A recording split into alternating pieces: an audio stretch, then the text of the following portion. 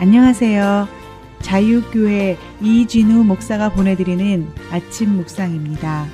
오늘도 예수 그리스도의 향기를 내는 복된 하루가 되시길 바랍니다. 7월 30일 목요일 아침 묵상입니다. 오늘은 표적 너머의 영광을 바라보는 믿음이라는 제목으로 요한복음 2장 11절의 말씀 묵상합니다. 예수께서 이 첫 표적을 갈릴리 가나에서 행하여 그의 영광을 나타내심에 제자들이 그를 믿으니라.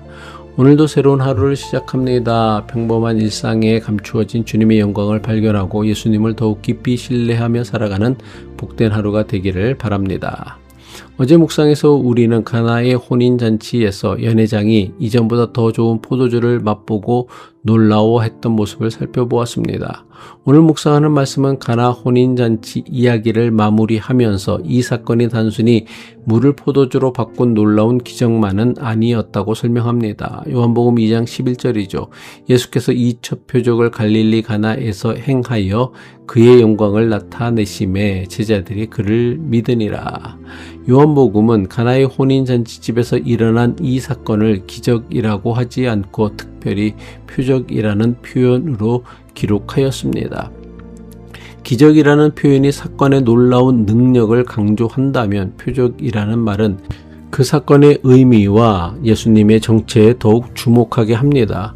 요한복음은 예수님께서 행하신 놀라운 일들을 주로 표적이라고 부릅니다. 길가에 표지판은 사람들이 표지판 자체를 바라보도록 세워진 것이 아닙니다. 그것이 가리키는 방향과 목적지를 가르쳐주기 위해 세워집니다. 마찬가지로 예수님의 표적은 신비한 이적 자체를 구경하라고 주어진 것이 아닙니다. 표적을 통해 예수님이 누구신지를 발견하도록 주어진 것입니다.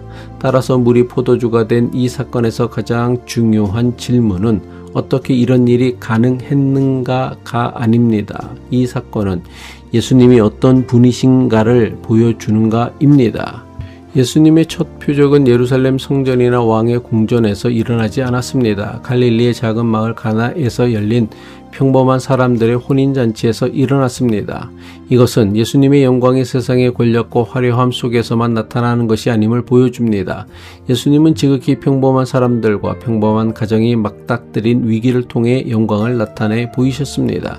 가나의 첫 표적을 통해 나타난 예수님의 영광은 세상 사람을 압도하고 굴복시키는 막강한 권력의 빛이 아닙니다. 부족한 사람을 부끄럽게 하지 않고 무너져가는 기쁨을 회복시키며 생명이 계속 이어지도록 돕는 사랑의 영광입니다. 요한복음은 이미 1장에서 말씀이 육신이 되어 우리 가운데 거하시며 우리가 그의 영광을 보았다고 선언했습니다. 가나의 표적은 육신을 입고 우리 가운데 오신 예수님의 영광이 구체적으로 어떤 모습인지를 처음 보여줍니다. 그 영광은 지극히 평범한 가정의 혼인잔치집에서 일어난 위기를 도우시고 사람들의 실수와 수치를 가려주는 따뜻한 은혜로 나타났습니다. 그러나 가나의 표적에서 나타난 주님의 영광은 앞으로 드러날 더 큰 영광을 가리키는 첫 표지였습니다. 가나에서는 물을 포도주로 바꾸어 잔치의 기쁨을 회복하셨고 십자가와 부활에서는 자신을 내어주시고 죽음을 넘어 생명의 길을 여셨습니다. 따라서 예수님의 영광은 능력의 과시가 아니라 자신을 내어주고 다른 사람을 살리는 사랑에서 가장 깊이 드러납니다. 오늘 본문에서 주목해야 할 또 하나의 중요한 대목이 있습니다. 예수님의 표적을 보고 정작 누가 예수님을 믿었느냐는 것입니다. 요한복음은 이 사건에 참여한 모든 사람의 반응을 설명하지 않습니다. 예수님의 어머니와 하인들, 신랑과 연회장이 이후에 어떤 믿음을 가졌는지도 말하지 않습니다. 다만 요한복음은 예수님과 함께 잔치에 왔던 제자들이 예수님을 믿었다고 기록하고 있습니다. 이것은 우리에게 믿음에 관해 매우 중요한 사실을 알려줍니다.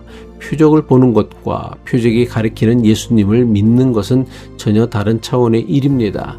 같은 표적을 보고도 놀라운 현상에만 머물 수 있고 그 표적이 가리키는 예수님께 나아갈 수도 있습니다.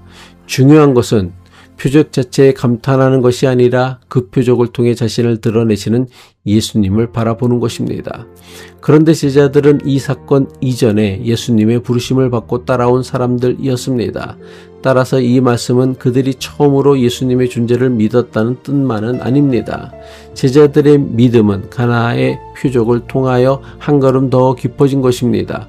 그들은 예수님을 단지 지혜로운 선생이나 놀라운 능력을 행하는 분으로만 바라보는 데서 한 걸음 더 나아갔습니다. 그들은 예수님 안에서 하나님의 생명과 기쁨이 시작되고 예수님을 통해 하나님의 사랑과 영광이 드러난다는 사실을 조금 더 깊이 믿게 되었습니다. 물론 이때 제자들의 믿음이 완성된 것은 아닙니다. 그들은 앞으로도 예수님의 말씀을 오해하고 두려움에 흔들리며 예수님의 십자가의 길을 끝까지 이해하지 못합니다. 믿음은 한번 모든 것을 깨닫고 끝나는 상태가 아닙니다. 예수님과 함께 걸으며 그분이 누구신지를 조금씩 더 깊이 알아가는 여정입니다. 표적은 믿음을 대신하지 않습니다. 아무리 놀라운 일을 보아도 예수님을 내 소원을 이루어주는 도구로만 생각한다면 참된 믿음으로 나아가지 못할 수 있습니다. 참된 믿음은 예수님이 무엇을 해 주셨는지만 믿는 것이 아니라 예수님 자신을 신뢰하는 것입니다. 이민 생활을 하면서 우리는 분명한 표적을 원할 때가 많습니다. 신문 문제가 해결되고 좋은 직장을 얻으며 자녀가 성공하고 교회가 성장하는 일을 하나님의 영광이라고 생각하기 쉽습니다. 물론 그런 일도 감사한 은혜가 될 수 있습니다. 그러나 일이 뜻대로 풀리는 것만이 하나님의 영광은 아닙니다. 어려움 속에서도 서로의 수치를 가려주고 외로운 사람을 품으며 차별받는 이웃과 함께 서고 무너진 관계를 다시 이어가는 곳에서도 주님의 영광은 나타납니다. 표적 자체에만 머물지 말고 표적이 가리키는 예수님을 바라봅시다. 그래서 평범한 일상에서도 사람을 살리고 기쁨을 회복시키시는 주님의 영광을 발견하며 그분을 더욱 깊이 믿고 따라가기를 바랍니다. 기도하겠습니다. 평범한 일상에서 생명과 기쁨의 영광을 나타내시는 주님, 눈에 보이는 성공과 놀라운 기적만을 구하며 주님 자신을 놓쳤던 우리의 어리석음을 용서하여 주옵소서. 부족한 사람의 수치를 가려주고 무너진 기쁨을 회복시키시는 주님의 사랑을 깊이 믿게 하옵소서. 우리의 삶과 교회가 상처 입은 사람을 살리고 품으며 예수님의 영광을 가리키는 작은 표적이 되게 하옵소서. 예수 그리스도의 이름으로 기도합니다.